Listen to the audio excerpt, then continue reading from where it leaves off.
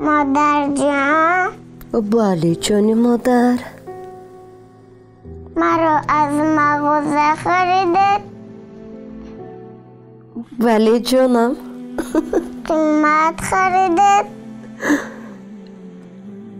بله جانی مادر، قیمت خریدم.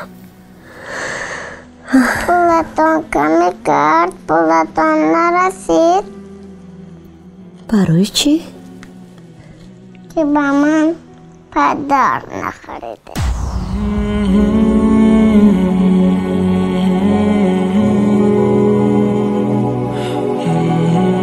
این گونه عائله ها در ما خیلی زیاد هستند که به مهر پدرزار یا پدرشان از عالم گذشته است یا در مهاجرت است، پروای فرزند ندارند، یا خودتون بفهمید.